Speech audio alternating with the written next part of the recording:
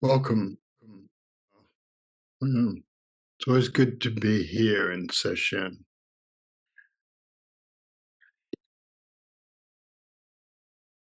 What's it like to be in Sesshin? That's a miscellaneous koan. What's it like to be you?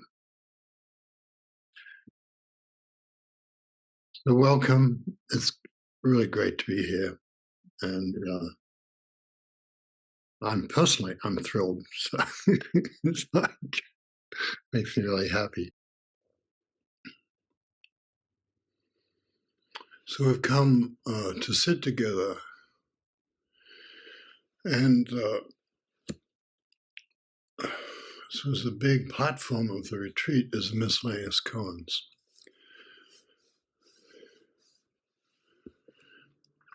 which is a collection with not a particular order to them, and they're very dear to my heart, and I think they're a very important part of what we do at PZI.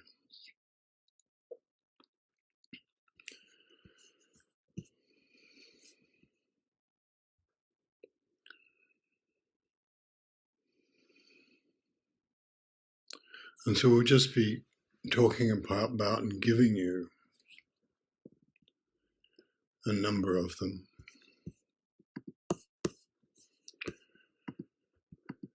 Stop the sound of the distant temple bell is the very first one.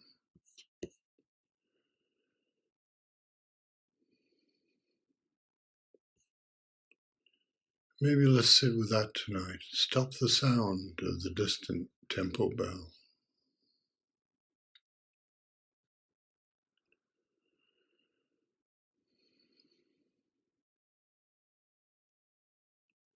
When I first heard this koan,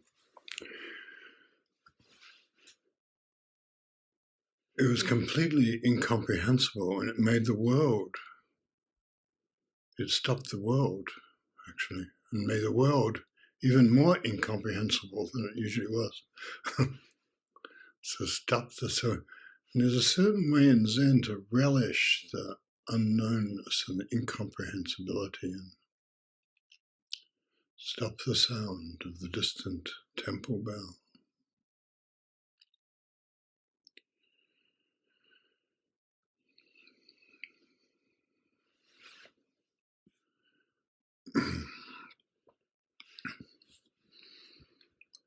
Go straight on a narrow mountain road with 99 bends.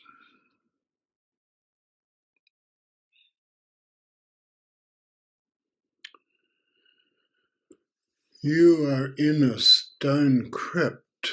You find yourself there. The door is locked from the outside. There are no windows, and your phone does not work. How will you get out?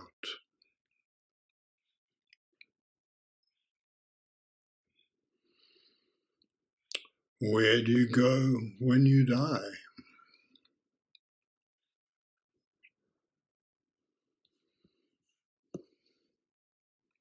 Is the Loch Ness monster real? Is the Loch Ness monster real?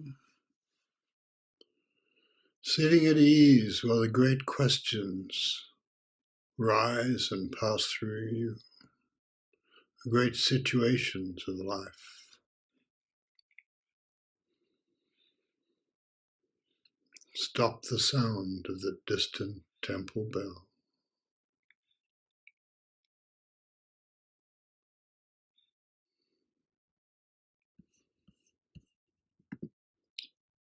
So it's a grand thing, isn't it?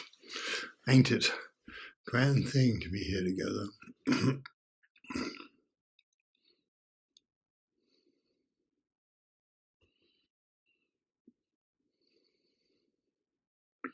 And someone asked me, "Are you doing sesshin?" Because I have other things that they thought I might want to do. I said, "Yep, sesshin is good. I don't know if it's good for the other people who come, but it's good for me." And the other teacher I was talking to said, "Yeah, me too." So there's a nice sort of purifying, cleansing quality about just doing sesshin, and you just feel, I don't know, that I'm more clear than other times. You can feel the richness of Buddha nature. You can feel what it's like truly to be on the way. And I just really like that. And I feel, you can feel it in your dream. I can feel it in my dreams. I can notice it in your dreams. There's something about truly having a practice. Truly to have a practice is something to do, a good thing to do with our lives. So I know that I had a dream just before we came into session, in which I'd written on some strips of cloth. I'd written very dark, some sort of Dharma comments, and some of it was in kanji in the Japanese characters, and some was in English. In the dream, I couldn't necessarily read them, but there were strips of cloth, and they were part of some sort of both a manuscript and a garment. This was cloth, and I think it was on silk. And then there was an ancient piece of cloth that this had been done to by many, many people over the centuries, and it was in the dream, it was very sort of brown and rose-colored, very faded with age, and but it had the writing on too, generations of the writing, and making up a kind of scripture, and I was writing a couple more strips that would be put on, and I didn't think of it. It seemed sort of okay, But at the time, I thought, well, that's what we're all doing, isn't it? Doing a couple of lines that we put on the Great Sutra, and there's some way in which, I don't know, it's nice to know that's what we're doing with our lives. And I guess I was talking to one of the teachers just before coming in, it was Tess actually, about well, I guess this is what we're doing with our lives. And it was great. It's like, I'm a lifer and I'm stuck with this, And I thought there were many, when I set off into my life, I thought this was something I would do along with many other things, but it turns out to have been the core, And the core is, in a way, it's not so much, doing sitting in retreat itself and so on. That's definitely part of it, but it's to attend to the great matter, to attend to the first things and last things, it makes it all right. And so the koan about where do you go when you die, somehow not problematic. I like the thing about any answer you bring, no, that's not it. No, that's not it either. And you can tell, oh, that's a real koan. It's not just shit you need an opinion for, it's a real koan. But all the miscellaneous koans have that quality to them, stop the sound of the distant temple bell being included. And so I thought, in the miscellaneous koans, when I first received the miscellaneous koans I guess in a very wet, wintry, blustery time in a temple far from here, and it was kind of cold, and people tend to be wet, and there were places where the roof leaked, and and there was this great quality of none, and it was a great session, and none of like this, and there was none of the quality of complaining about anything, because turning to the great matter was itself such a privilege, such a chance, and so and and gradually I stopped wanting to break through and have some splendid understanding, which is why I'd come on board, because basically selfish reasons, so, and have a wonderful enlightenment that would free me from suffering and enable me to help other people in a splendid way. And so in another way, what really happens is I think we no longer separated from the universe, and there's no end to our true nature. There's no place it stops. It doesn't just go out to, say, Jupiter and stop, there's no place it isn't, and there's no place our heart and mind isn't. And the Miscellaneous Koans allow us to explore that. I was kind of thrilled because after it sort of got some glimpse that I thought was tremendous. Wow, this is such a tremendous understanding I have, and that's why it's great to have the teacher who says, oh, no,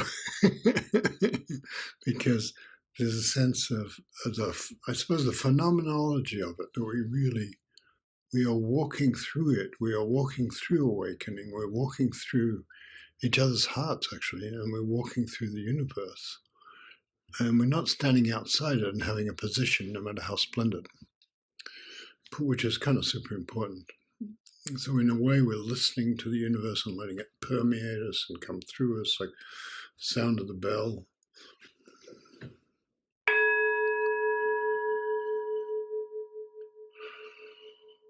Coming through us, yeah.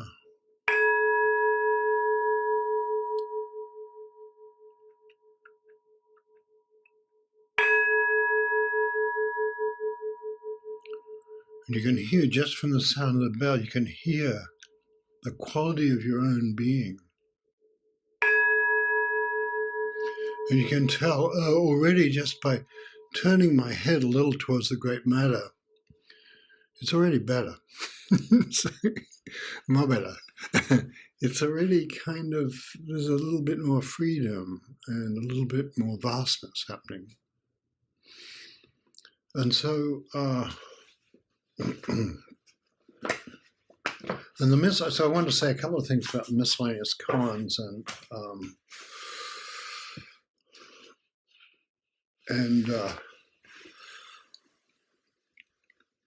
they're a kind of house thing. They're a collection that but most schools have, like Pacific Zen is a school, and including Awakened Life, Open Source, Joan Sutherland's, the people, and our people. And we share the Miscellaneous Koans, and that's a sort of tradition too, that we pass them down, and different roshis have a different idea about what's a nice Miscellaneous Koan, and I don't know why that is really. I do remember that Hakuin had koans in certain categories, and the curriculum sort of comes from him, and he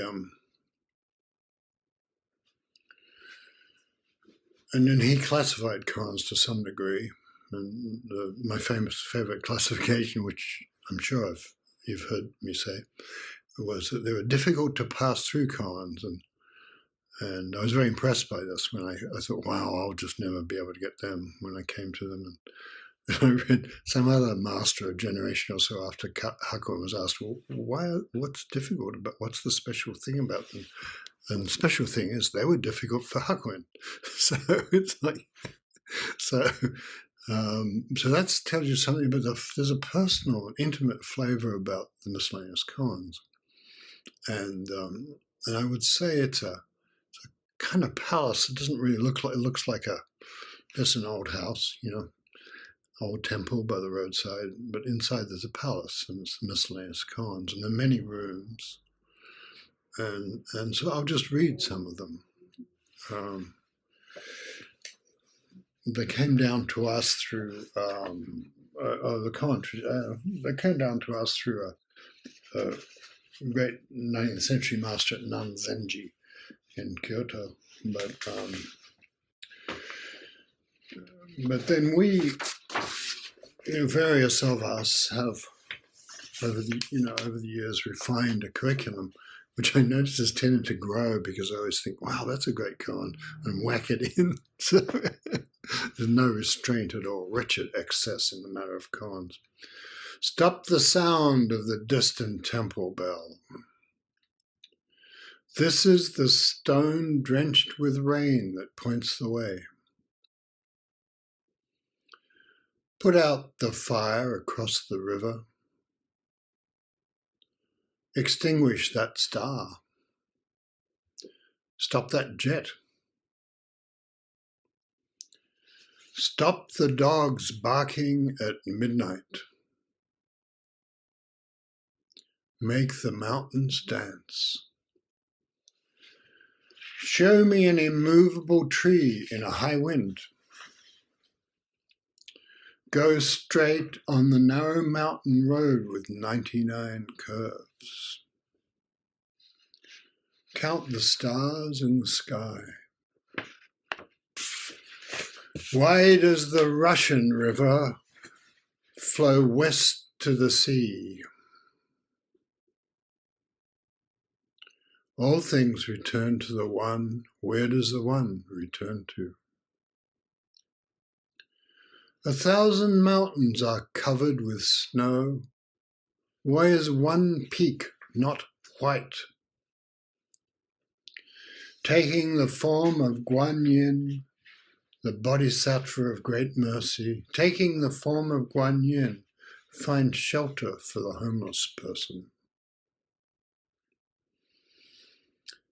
A young girl is coming this way.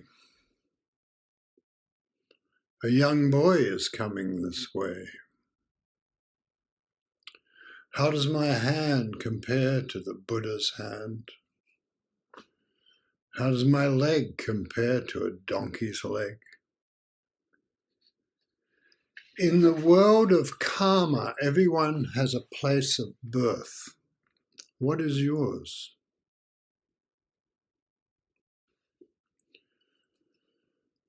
Save a ghost. Hide in a pillar. You find yourself in a stone crypt. There are no windows and the door is locked from the outside. How will you get out? Officially, even a needle cannot enter. Unofficially, you can drive an 18-wheeled truck through. In a well that was never dug, water ripples from a spring that does not flow. Someone with no shadow or form is drawing the water. Slowly I cross a brook and extinguish its sound. My lazy gaze follows the tracks of the flying birds. With empty hands I pick up the hoe. As I walk, I ride the water buffalo.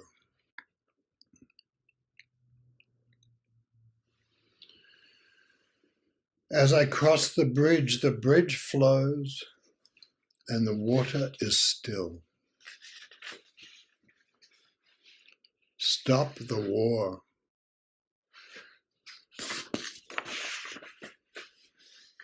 What would you do if demons came out of hell in an SUV and asked you to ride with them? In the sea of Issei, that's the sea where the great shrine is. In the sea of Issei, 10,000 feet down, lies a single stone. I want to pick up that stone without getting my hands wet.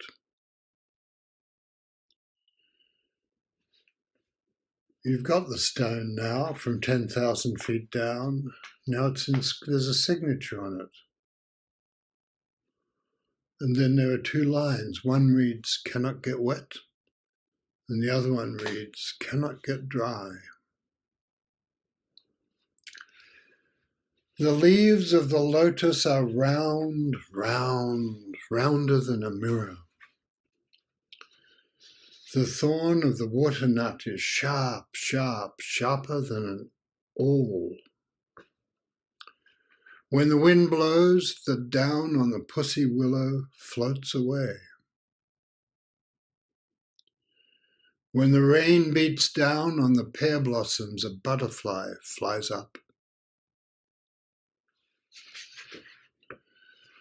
On the mountain, a cloud is boiling rice.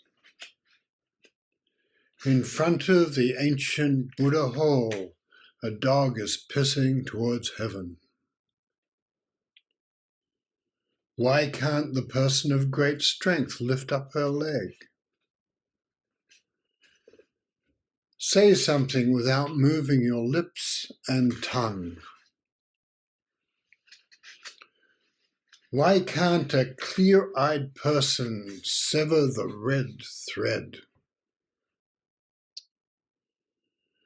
Save the person jumping out of the 98th floor when the Twin Towers were on fire.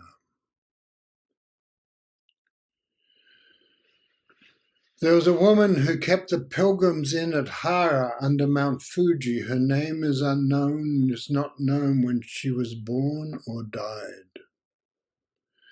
She went to hear a talk by Hakuin, who said, "The pure land where everything is only mind, the Buddha of infinite light in your own body. Once that Buddha appears, mountains, rivers, the great earth, plants, trees and forests all glow with a great light. If you want to see this, look into your own heart. Since the pure land is only mind, what kind of special features would it have? Since the Buddha of infinite light is your own body, how would you recognize it?" When she heard this, the woman said, "This isn't so hard." Returning home, she meditated day and night, asking these questions while she was awake and during sleep. One day, as she was washing a pot, she had a sudden breakthrough. She tossed the pot aside and rushed to see Hakuin. She said, "I've run across the Buddha in my own body, and everything on earth is shining with a great light. It's wonderful." She danced with joy. Hakuin said, "Is that so? But what about a pile of shit? Does it shine with a great light too?" The woman ran up and slapped him, saying, "You still don't get it, you old fart." Hakuin roared with laughter. The stone woman gives birth in the middle of the night. A monk asked Hongji, "What about the ones who've gone?" Hongji said, "White clouds rise to the top of the valleys. The blue peaks lean into the empty sky." The monk asked, "What about the ones who return?" Hongji said, "Heads covered in white hair, they leave the cliffs and valleys. In the dead of night, they descend through the clouds to the market stalls." What about the ones who neither come nor go? The stone woman calls them back from their dream of the world.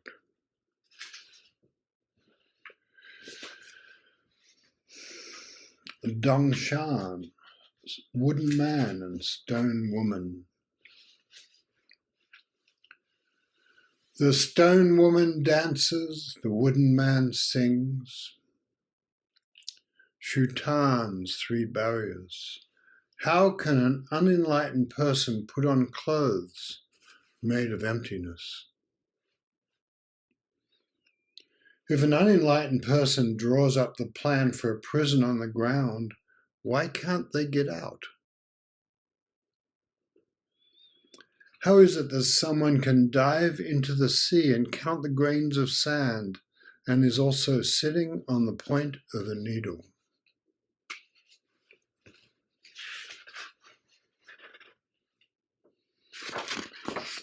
Ling Yun was wandering in the mountains and became lost in his walking. He rounded a bend and saw peach blossoms on the other side of the valley. This sight awakened him, and he wrote this poem. For 30 years I sought a master swordsman. How many times have leaves fallen and new buds appeared? But from the moment I saw the peach blossoms, I've had no doubts.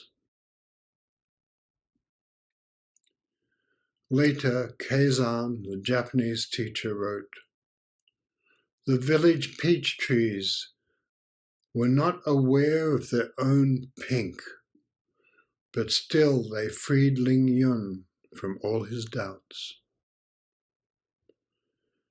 Are dolphins really as smart as people say they are? Suddenly I realized for myself the fresh breeze that rises when the great burden is put down. Lin Ji, there is nothing I dislike. There is a true person of no rank who is constantly coming and going through the gates of your face. There's a solitary brightness without fixed shape or form. It knows how to listen to the teachings. It knows how to understand the teachings. It knows how to teach. That solitary brightness is you. Wherever you are, just take the role of host, and that place will be a true place. In your life right now, what is it you lack? What is it that practice must mend?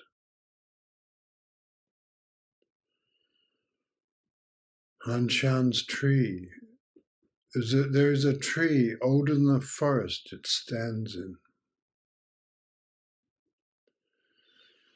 Layman Pang and his daughter Ling Zhan were selling bamboo baskets. Coming down off a bridge, he stumbled and fell. When Ling Zhao saw this, she ran up to her father's side and threw herself on the ground. "What are you doing?" cried the layman. "I saw Daddy fall down, so I'm helping," she said. "Lucky no one was looking," remarked Layman Pang. In a place called Burunga in the Northern Territory of Australia, there was a singer named Maralung. He took dance troupes around to traditional places. The ghost of a master songman called Balangiri and a bird called Bungridge gave Maralung his songs. The master songman lived so long ago that nothing of his life is known. In the outback you see mysterious moving lights, will-o'-the-wisps. They are thought of as the spirit lights called Min and have their own creation stories and dreaming. They are also considered to be dangerous. One night Maralung was sleeping watching a Min light. The light was blue and green and white and fell down across the sky from west to east. Balangiri and the bird Bungridge appeared and set off after it. They followed the light and got a song there, and then they came back into the camp where Maralung was sleeping. Balangiri said, "Get up, I have a song to teach you." The dreamer woke up and the master taught him the song. The bird sang too. The song was in the ghost language, so humans could sing it, but only spirits could understand it. Maralung told the story. "Don't lose this song, you keep this one," said the old songman. "I sang this song for you. It's yours." He spoke kindly like that. "All right. Okay, so you've got to remember it properly, this good song, this Min Min light of yours." He went back and I continued to sing after he left. But silly bugger, I fell asleep. "But don't you worry, I'll get it. Maybe 1 or 2, 3, 4, 5, if he shows me. 6, 7, 8, 9. That's it." So the next night, Maralung dreamed again, and it happened the same way. Again the master and the bird came into his dream and woke him and sang for him, and again he fell asleep afterwards. But this time, in the morning, he remembered the song.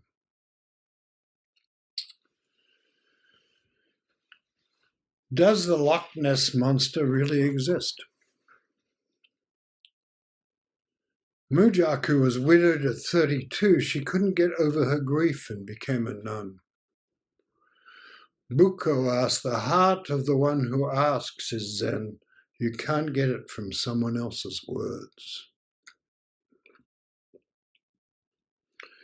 At that moment, a deer in a nearby stream gave a cry. The teacher asked, "Where is that deer?" The nun listened. The teacher shouted, "Ha! Who is hearing?" At these words, the nun had a flash of insight and left. At the water pipe from the stream, she picked up a lacquered wooden bucket full of water. She saw the moon's reflection and made a poem. The bucket catches the stream, the pure moon through the pines appears in the water. Buko glanced at the poem and said, "Take the Heart Sutra and go." Form is emptiness, emptiness is form. Take the Heart Sutra and go. After that, she had interviews with the teacher, coming and being sent away until in the end the bottom fell out of the bucket, and she wrote another poem. The bottom fell out of my bucket, and now there is no water and no moon. After Mujaku's death, the nun Nyozen of Tokeji meditated on this poem. When she grasped the essence of Zen, she gave this poem to her teacher. This and that I tried, and then the bottom fell. No water in the bucket, no moon in the water. Bodhidharma was last seen heading back to India wearing one sandal. Why did he return to India? Someone comes to you in a dream and asks you why Bodhidharma came from the West. What will you say? Bodhidharma's relics are in front of the gate. Go and get them and bring them here. Manjushri rides on a lion, Samantabhadra rides on an elephant. What does Buddha ride on? Things are not as they appear, nor are they otherwise. Yuan Wu thought that his teacher, Wuzu, didn't understand him or recognize his enlightenment. He grew angry, and as he was leaving, the teacher said, "Remember me when you are sick with fever." Later, when Yuan Wu did become sick, he remembered and returned. The teacher laughed and made him his assistant. A treasury official retired and came home to Sichuan, where he sought out Wuzu to learn about Zen. Wuzu said, "When you were young, did you read a poem which went something like, 'She calls to her maid, little jade, not because she wants something, but just so her lover will hear her voice'?" The official said, "Yes, I read it." Wuzu said, "That's very near to Zen." Just then Yuan Wu arrived. He asked, "I heard you mention the poem. Does the official know it or not?" Wuzu said, he only knows the words. He only knows the words. Yuan Wu said, just so her lover will hear her voice. If he knows the words, why doesn't he understand it? Wuzu said, why did Bodhidharma come from the west, the cypress tree in the garden? At these words, Yuan Wu was suddenly enlightened. He went outside the cottage and saw a rooster fly to the top of a railing, beat his wings, and crow loudly. He said to himself, isn't this the sound? Full of gratitude, Yuan Wu then took incense back into Wuzu's room. He told of his discovery and said the golden duck vanishes into the gold brocade. With a country song, the drunk comes home from the woods. Only the young beauty knows about her love affair. Wuzu said, I share your joy. Two friends were washing their bowls in a creek and they saw two crows fighting over a frog. One friend asked, why does it always have to be like that? The other friend replied, it's only for your benefit, honored one. Yun Yan was making tea. Dao Wu asked, who are you making tea for? Yun Yan said, there's someone who wants it. Why don't you get her to make it for herself? Fortunately, I'm here to do it. Dong Shan was sweeping one day and someone said, work, work, work. All you do is work. I do it for another. Why don't you get the other to do it for himself? Because he has no hands. For whom do you bathe and make yourself beautiful? The voice of the cuckoo calls you to come home. Hundreds of flowers fall, yet the voice is not stilled. Even deep in jumbled mountains, it is calling clearly. When Qi Yuan Xingang had a profound opening, her teacher asked, what was it like when you were gestating the spiritual embryo? It solidified deep and solitary. When you gave birth, what was that like? Being stripped completely bare. What about when you met the ancestor? I met the ancestor face to face. A straight hook basically seeks fish that turn away from life.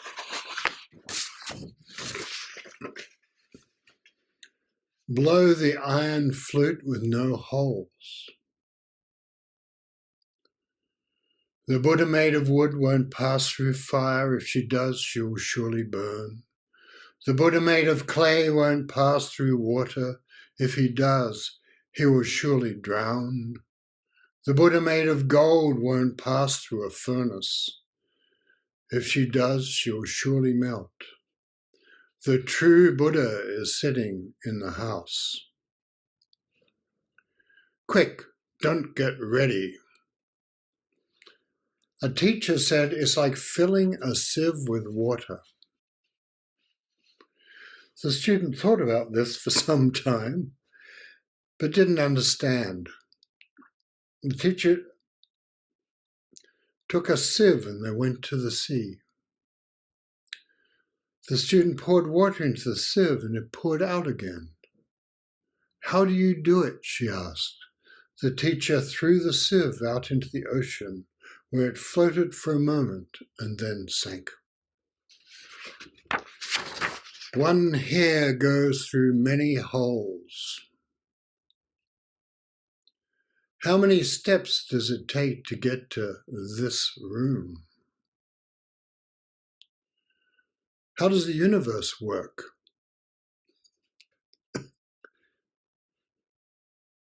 Zhang asked Fayan, where are you going from here? I'm on pilgrimage. What sort of a thing is pilgrimage? I don't know. Not knowing is most intimate. Fa Yin suddenly had a great awakening. A woman raised a goose in a bottle. When the goose was grown, she wanted to get it out. How can you get it out without breaking the bottle? The coin lost in the river is found in the river. The Diamond Sutra. All the Buddhas and the Buddha's teachings arise from this sutra. What is this sutra? Abiding nowhere, the heart and mind come forth. The storehouse of treasures opens of itself. You can take them and use them any way you wish. Chang Ching Da An said, I lived with Gui Shan for more than 30 years. I ate Gui Shan's food. I shut Gui Shan's shit. I didn't study Gui Shan's Zen. All I did was look after an ox. If he got off the road, I dragged him back. If he trampled the grain in others' fields, I trained him with a whip. For a long time, he was so pitiful, at the mercy of everyone's words. Now he's changed into a white ox on the bare ground, always right in front of my face. All day long he clearly reveals himself. Even if I chase him, he doesn't go away. If you turn things around, you are like the Buddha. Save the earth. Hide in the bell, the little handbell. The candle glass just broke. I usually keep the bell there, but the candle was doing its best to fill in.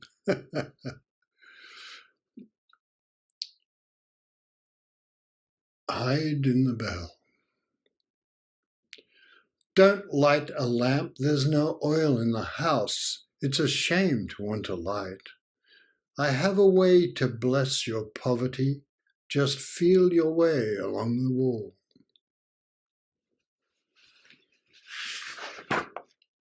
Step by step in the dark, if my foot's not wet, I found the stone.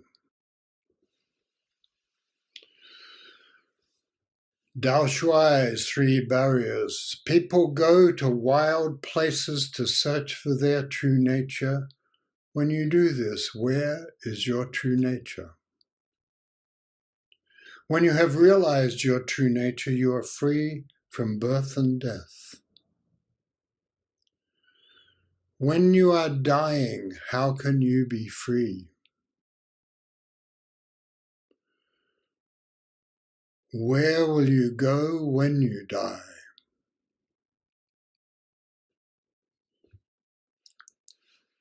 A woman called Yu worked in town making donuts. She used to go up to visit the local Zen master and asked him lots of questions.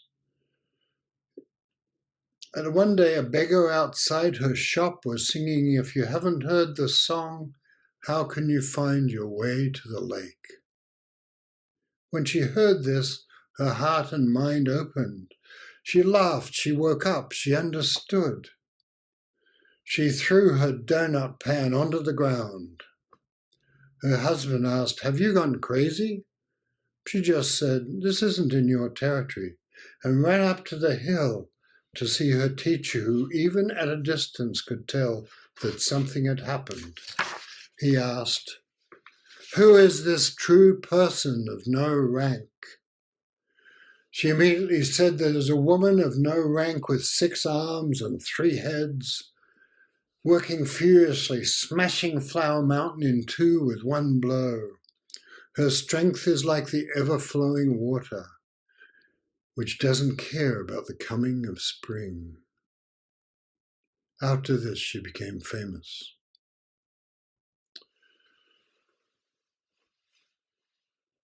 Ba Ling Hao Jian's three final barriers. What is Zen? Snow in a silver bowl. What is the way? The clearly enlightened person falls into a well. What is the blown hair sword?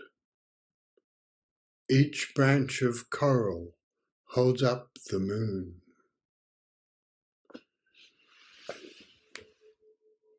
So the koans rush through you, wash through you.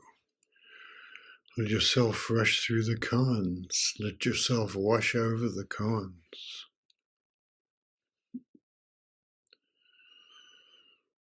A quick dash through the great palace.